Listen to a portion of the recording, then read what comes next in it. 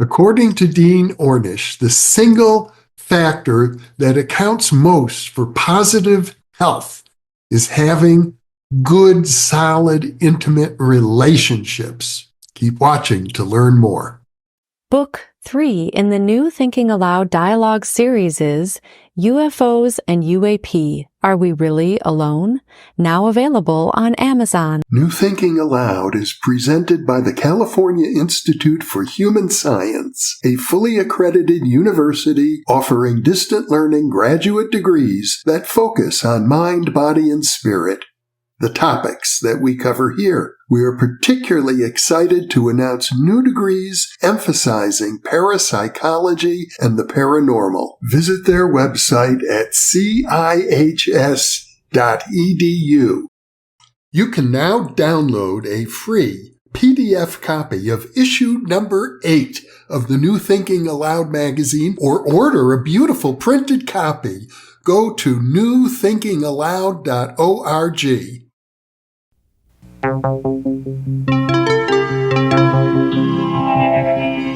Thinking Aloud. Conversations on the leading edge of knowledge and discovery with psychologist Jeffrey Mishlove.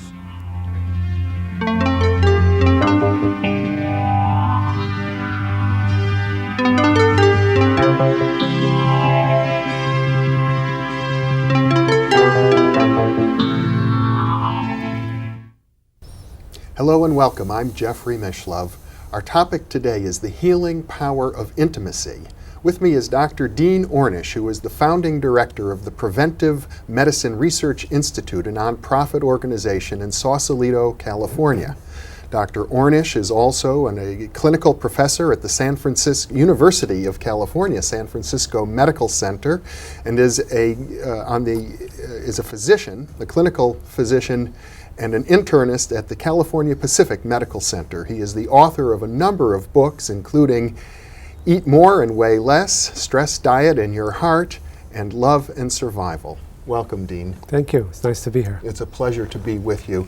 You make a really striking argument in your book, Love and Survival, that of all of the factors that medicine has researched, no other factor has more of a positive effect on as many different health conditions as the healing power of intimacy itself.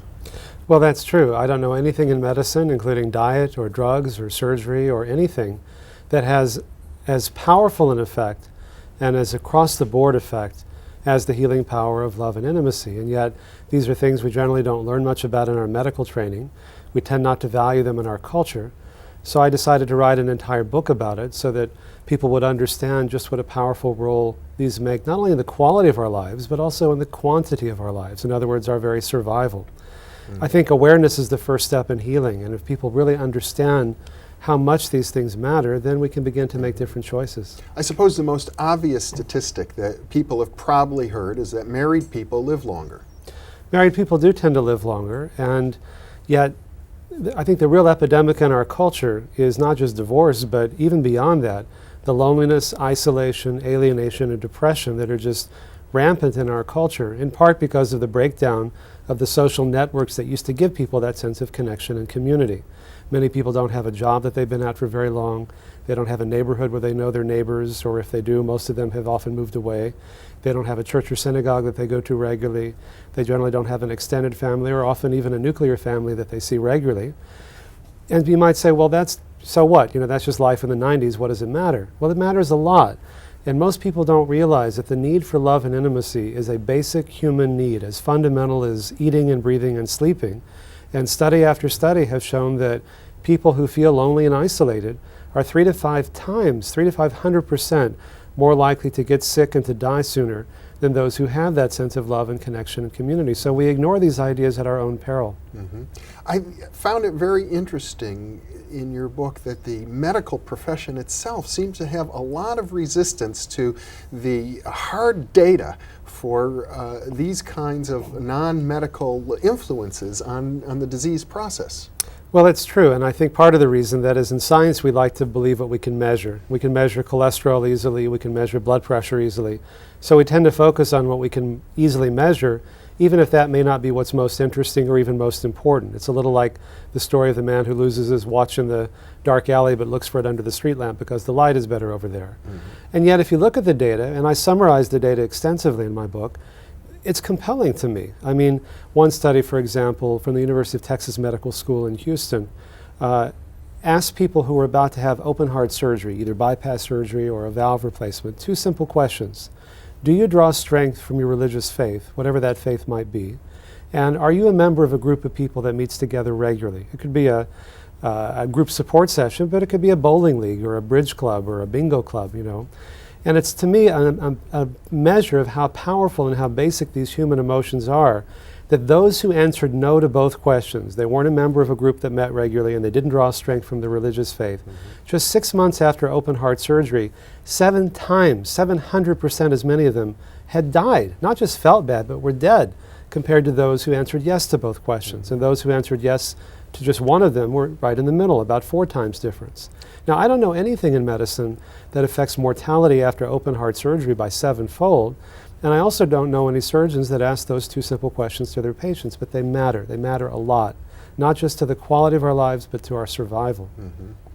You even quoted, as I recall, a group of cardiologists who seemed more eager to try a totally non-tested intervention that involved, as I recall, surgical implantation of a radioactive mesh That's right. into the arteries that could potentially damage people, rather than look at a lifestyle. Well, in medicine, like in our culture in general, people are looking for the quick fix. The problem is that the quick fix doesn't last, and I think bypass surgery and angioplasty are good examples of that. We know that somewhere between 1/3 to half of the angioplasty arteries, where you blow up a balloon and squish the blockage, clog up again within 4 to 6 months, and we spend billions of dollars. So one group of cardiologists came up with these radioactive stents designed to reduce the likelihood of them clogging up again. And Dr. Mimi Guarneri, who's an interventional cardiologist at Scripps, which is one of the hospitals throughout the country that has my program there, was lecturing there first on these radioactive stents, and they just couldn't get enough of it. They were just on the edge of their seats, you know. Even though it's totally unproven, nobody has any idea what the long-term effects of putting something highly radioactive in the middle of your coronary arteries might be. And then in the second half of her talk, she talked about my program, about teaching people to change not only their diet and lifestyle, but also these deeper issues and how meaningful it is for her and for the patients, and the tests showing that the blockages become much smaller over time and the chest pain diminishes often radically in just a few weeks. And they just thought that was such a radical idea, you know, that putting radioactive stents is conventional, teaching people about diet and exercise and opening their hearts and love and intimacy is this radical idea. So we still have a ways to go. On the other hand, medicine now has come to believe that heart disease is often reversible. And now what we're talking about is not just opening the heart in a physical way, but also the psychosocial, the emotional, and even the spiritual dimensions of opening your heart. And ironically, when we work at those levels, we can use these very high-tech, state-of-the-art, very expensive scientific technology like cardiac PET scans and radionuclide ventriculography and so on to measure the power of these very ancient and low-tech and low-cost interventions, and that even on a physical level the heart begins to improve in ways that we can measure. And yet if you talk with the patients who go through my program, they'll often tell you that they got into it because of their physical heart disease, but what was most meaningful to them were the things that we couldn't yet measure. So it's as if there's some kind of a correlation between the humanistic metaphorical use of the heart as the organ of love and the biology of the heart. There is, and I think poets and mystics and artists and songwriters throughout the ages have known the heart is more than a pump. The heart is a pump. We need to deal with it on a physical level, but we are more than just physical creatures. Dr. Dennis Burkett, an eminent doctor, once said, "Not everything that counts can be counted." In other words, not everything that's meaningful is measurable. And again, the people who go through my study will often tell you, or my program will often say, I got into it because I wanted to unclog my arteries, but what kept me there and was ultimately so much more meaningful is my heart began to open in ways that are harder to measure. When I talk about opening your heart, what I'm referring to is the willingness to make yourself emotionally open and vulnerable to another person. The fear is, though, if I do that, I might get hurt. And all of us have been hurt. And so people in our culture tend to wall themselves off and to isolate themselves. And it's not that you shouldn't be without those emotional defenses, but if you have nowhere that feels safe enough to let down those walls, nowhere that you feel safe enough to open up and really just be who you are with those people, those same walls that protect you also isolate you because they're always up. And that isolation, ironically, the very thing that we think that we're doing to protect ourselves is the very thing that's actually threatening our survival. Now, I know the psychiatrist Wilhelm Reich talked about body armor, some kind of armoring that happens when we develop emotional defenses. The intriguing thing about the scientific aspect of this is that intimacy, being able to have an open flow of emotions with people, it affects diseases across the board. That's what, you're dealing with a very basic human issue when it's not just affecting one disease, but virtually all diseases, and not just a little, but a lot. I mean, let's face it, being a member of a bingo club or a bridge club is not the deepest and most intimate type of human relations. And yet, even that level of intimacy, as we talked about earlier, can reduce mortality after heart surgery by up to 7-fold. You're dealing with something very fundamental and very basic when it affects across the board and to that degree. Now, there's a lot we can do about that. And I also talk about in my book about 8 pathways to intimacy, things that you can do. But here again, awareness is the first step. If you don't think it's that big a deal, then why bother? And most people in our culture don't think it's that big a deal. It's not real high on our list of priorities. Your boss tells you got to move across the country, you'll get a raise and a promotion, so you drag your husband or wife or kids along with you. It's just like, well, that's just life in the 90s. What can we do? But if we realize that we threaten not only our quality of lives, but our survival when we make choices like that, maybe we can make different ones.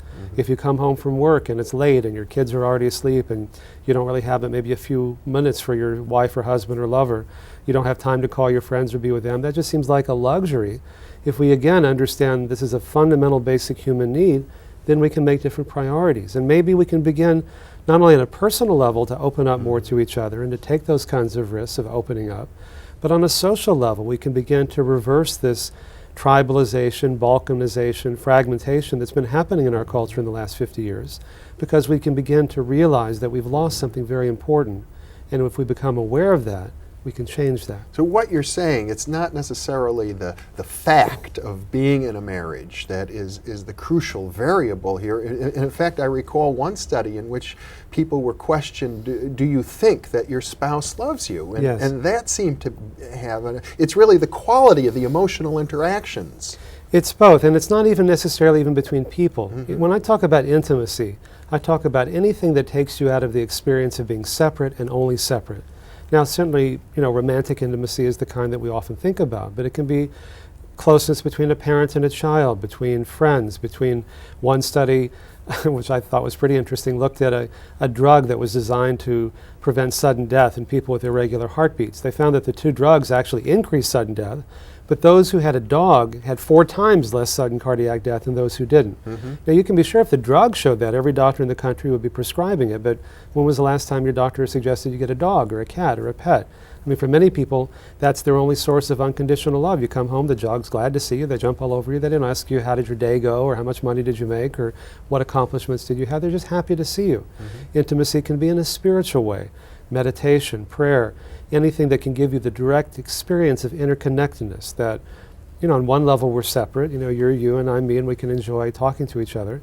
On another level, we're part of something larger that connects us all. That direct experience of interconnectedness is also healing. I mean, even the word healing comes from the root to make whole, or even to realize the wholeness that's already there. So these are very old ideas that we're rediscovering. In your books, you've done a lot of self-disclosure, which is unusual, I think, for a medical doctor. You even talk about your own personal battle with depression and how working through those issues for yourself has contributed to your understanding of these emotional nuances. Well, it's true, and if I'm talking about the importance of self-disclosure and opening up as a way of being more intimate, I decided I should probably practice what I preach. So in my earlier book on reversing heart disease, I described my struggles with depression and how that really was my own doorway towards getting interested in these ideas that have ultimately not only helped transform my personal life, but also enabled me to help a lot of other people with issues that they struggle with along a similar line. I really think that any kind of pain, whether physical or emotional or more often both, can be a catalyst or a doorway for transforming our lives, because change isn't easy. But if you're in enough pain and the strategies for numbing that pain or coping with it or distracting yourself from it aren't working that well, then suddenly the idea of change becomes more appealing. And then, I mean, I can't tell you how many patients have said things to me, like having a heart attack was the best thing that ever happened to me. Now, on one level, you say, well, that sounds absolutely crazy. How could that be? And what they mean is, that's what it took to get my attention, to begin making the kinds of changes, not only in diet and lifestyle, but in intimacy and meditation and rediscovering inner sources of peace and joy and well-being, that made my life so much more joyful that had I not gone through that, I probably never would have gotten my attention to begin interested in doing this. And in my new book, I talk not only about my earlier struggles with depression, but my difficulties in learning how to be in an intimate relationship. I mean, I was able to help a lot of other people do what I couldn't do in my own life, because it's hard to say, I was afraid to open my own heart. I was afraid to deal with my own stuff. And understanding and working on my own issues helped me be able to give more and to understand other people who struggle with this. And when I first began doing this work with heart patients, I thought, oh, here's something really unique to heart disease, this problem with intimacy. And then we put people together in support groups that were originally designed to help them stay on the diet and exercise and all of that. And what I realized was that we had stumbled onto something that was something that they needed even more, which is that recreation of that lost sense of community, a place that felt safe enough for them to let down their defenses and talk about what they were really experiencing without fear that somebody would judge them or abandon them or criticize them or give them glib advice on how to fix it. And then I began to realize that this isn't just something due to heart disease or my own personal issues. These are basic human needs that so often go unfulfilled in our culture, and we pay a price for that, and the price is much higher than most people realize. As I recall, Freud wrote in Civilization and its Discontents that there's something about civilization itself that causes us to inhibit the expression of all of our emotions. Maybe, I don't know. I think it's more the dislocation of our culture. As we talked about earlier, most people don't live in the same neighborhood they were born and raised in, or their neighbors have moved away. They don't have a job or a church or a synagogue that feels stable. And the nice thing about having a neighborhood where people know you, where you 2 or 3 generations of people, and studies have shown in many places, like in Sausalito, Pennsylvania, that they had 3 generations of people living together. They had very poor diets. They smoked, they drank, they did all the so-called wrong things. And they had a much lower rate of disease than the neighboring communities that didn't have that intergenerational sense of stability. And part of what you get when people know you, when you grow up in a place, is that they know you. They don't just know your best side. They know your dark side. They know all your stuff. And you know that they know, and they know that you know that they know, but they're still there for you. So it's safe to express. It's safe to be who you are. Yeah. It's safe. It's not just a catharsis of expressing emotion. It's more a place where you feel seen and heard and acknowledged and loved, not just for the good stuff that you do, but for all of you. And many people in our culture don't have that. But isn't there also a sense that when you're building up resentments, when you're holding in a lot of anger, that can contribute to disease? Anger and hostility are very toxic, and one study of medical students in the 1960s gave them a questionnaire designed to assess hostility, and 20 years later, those who were in the upper half of the class in hostility were 5 times more likely to have died than those in the lower half, independent of their cholesterol or blood pressure or diet or any other factors. Hostility is probably the most toxic component of what used to be called type A behavior. But then the question is, well, what do you do? I mean, one approach is say, well, let's just ventilate and make everybody else around you angry, that kind of cathartic approach. I, in my own life, have found that not to be particularly helpful, that it in a way only feeds the anger. That to me, what the antidote to anger is not ventilating it, it's compassion for yourself and for other people. And to the degree that we can bring that sense of compassion in, then I think the anger subsides and the heart begins to open. One of the features of compassion that you have written about is recognizing that, there but for the grace of God go I. When you see a person who's misbehaving or who is, the dark side may come out in another person, sometimes we tend to think, oh, that's not me, that's, some bad person. Yes. Well, I think we all have that dark side. And ironically, we often keep it in darkness because we fear it. And then we project it on other people and then try to hate them or kill them or get rid of them as a way of dealing with our own darkness.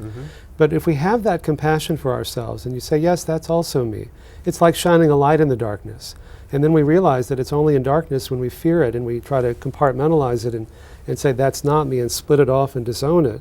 And when we can have compassion for ourselves and shine a light there, we realize that it's no longer dark. It makes it much easier then to have compassion on other people's darkness when we see it, and it helps to free both of us.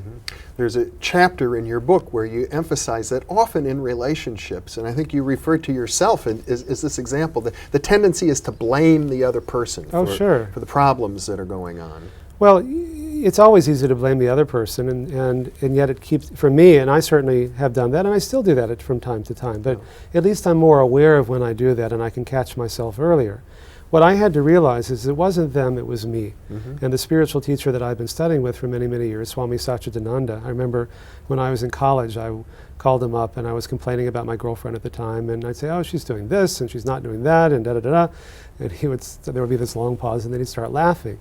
And I'd say, what are you laughing about? This isn't funny. And he said, look here, boy, it's not her, it's you. And as long as you think it's her, you're going to be suffering. As long as you realize, when you begin to realize your part in it, you can do something about it. Well, now we're really talking about kind of a bridge from the scientific side of the healing power of intimacy to the psychological or even the spiritual side of it. Well, they're all interrelated. It's not this or that. It's all different facets of the same. And when we can understand and see it from as many different perspectives and many different dimensions as we can, then the healing is that much more powerful.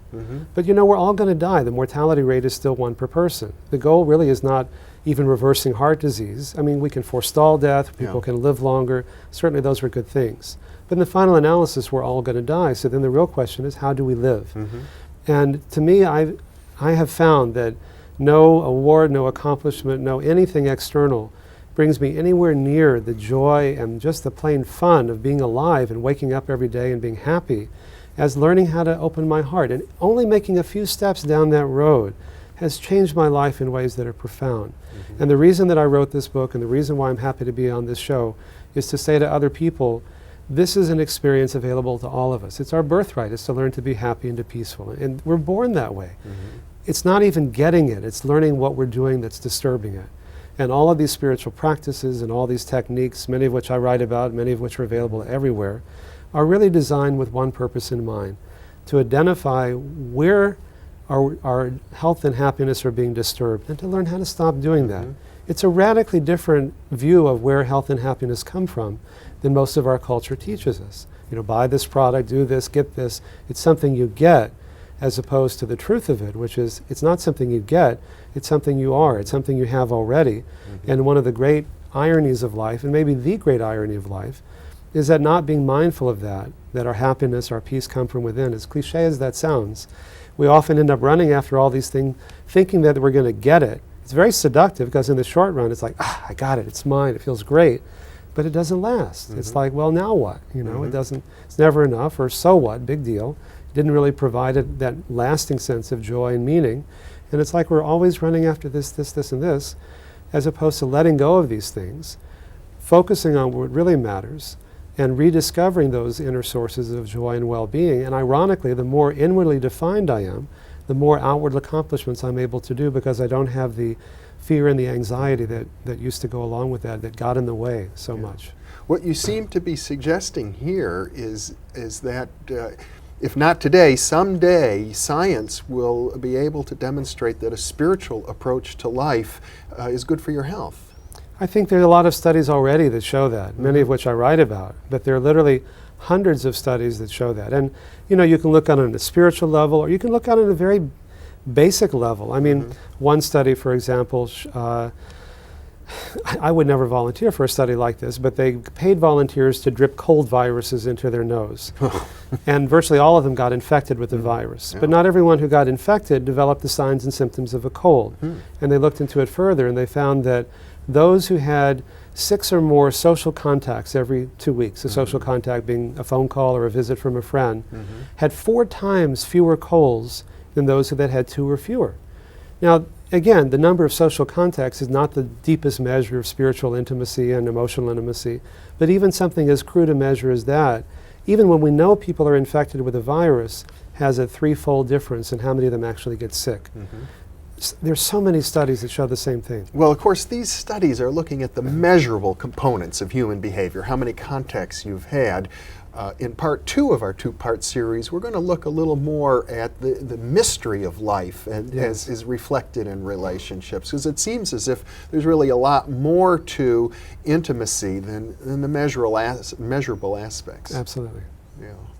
Well, you mentioned that there are 8 pathways to a greater intimacy in life. Now, I know we only have about a minute left, but perhaps you can touch on 1 or 2 of those before we finish up this segment. Well, one of them is compassion and forgiveness we talked about. And it's often misunderstood that if you forgive someone that it condones their behavior, and it doesn't. What it does is it frees you of the impact of carrying around all that anger and hatred. Not to get a gold star, not to go to heaven, not to get good karma, not for some external reward, but in that moment it frees you from the suffering. In my first study we had 2 men who got into a big fight. They both got chest pain. I'm going to need to interrupt you though, because we are out of time. All right, we'll start with that. It happens faster, but thanks, Dean, for being with me. Thank you, it's a great pleasure. And thank you for being with us. Check your TV listings for part 2 of our 2-part series on the healing power of intimacy, and we'll explore the mysteries of life and the spiritual dimensions of intimacy as they impact on our health.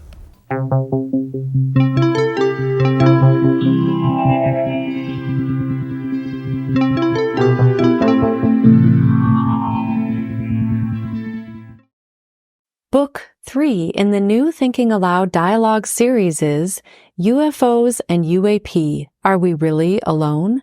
Now available on Amazon. New Thinking Aloud is presented by the California Institute for Human Science, a fully accredited university offering distant learning graduate degrees that focus on mind, body, and spirit. The topics that we cover here. We are particularly excited to announce new degrees emphasizing parapsychology and the paranormal. Visit their website at cihs.edu. You can now download a free PDF copy of issue number 8 of the New Thinking Aloud magazine, or order a beautiful printed copy. Go to newthinkingaloud.org.